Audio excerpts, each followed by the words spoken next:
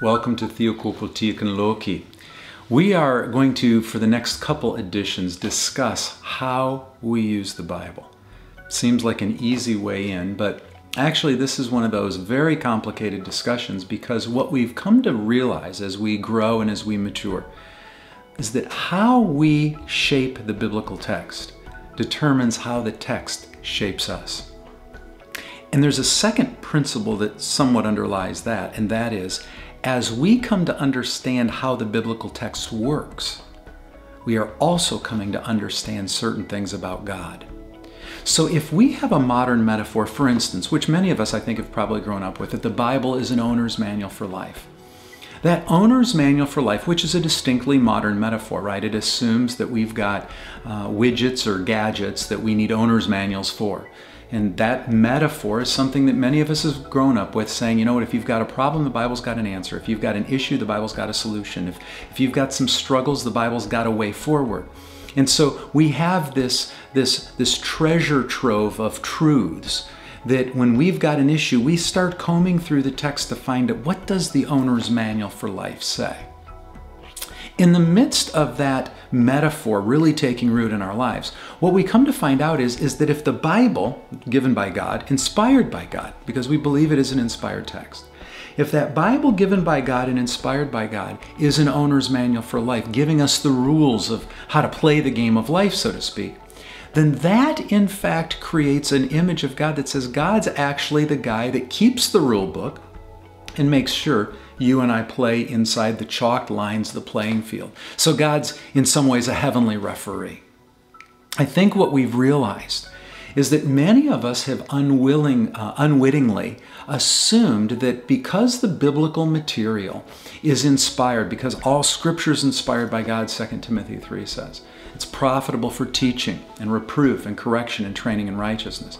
Because of that, there has been this unquestioned assumption that therefore the Bible is something every time we find a truth, we ought to pull it out and we ought to apply it to life. But what we've also found out is that that has created enormous problems.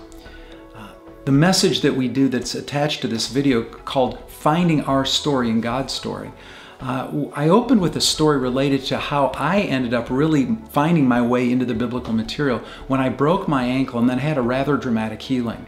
And that's what put me on the path of reading the Bible through in a summer. And that summer, I faced the very first kind of biblical issue that I had to struggle with for the owner's manual for life. A friend of mine wanted to get a tattoo. His mother, being a good conservative Baptist, a good fundamentalist, said, "Oh no, you can't get a tattoo.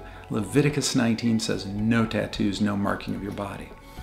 But we were in a Bible study of a number of other high school students, and one of the gals said, "You know, if we take a look at Leviticus 19, do you know what's interesting about that? Is there's lots of things in that passage that we actually don't pay any attention to. Why would we pay attention to the issue we shouldn't get a tattoo?" So we got out Leviticus 19, we took a look and we read the passage. And of course the passage starts out saying, make sure that you are careful to obey all of God's decrees. And then it goes on to list things like, when you're in the presence of elders, make sure you stand. Don't wear fabric that's of mixed fiber, of mixed different types. Make sure that men, you don't trim the hair at the edges of your beard. And don't mark or tattoo your body. And as we read that, what we realized was, wow, this is a perfect example of how we pick and choose in biblical material what we think is supposed to apply and not apply. And that raises the issue one more time. How do we know what to apply? And how do we know what not to apply, particularly if the biblical material is an owner's manual for life, if it's something that has all the answers to life's questions? And so one of the things that I want to suggest is maybe we need to consider shifting the metaphors somehow. Maybe we need to move away from the Bible as an owner's manual for life. And maybe we need to think about some other metaphors that would help us get at this material better.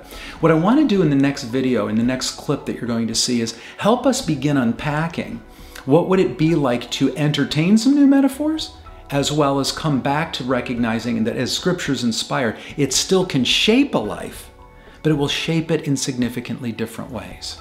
Thanks for tuning into this edition. And if you want to explore a little bit more of some of these questions that we're also busy with in terms of formation, I want to invite you to look into the Transformational Trek Tribe. You can find details at tttribe.com.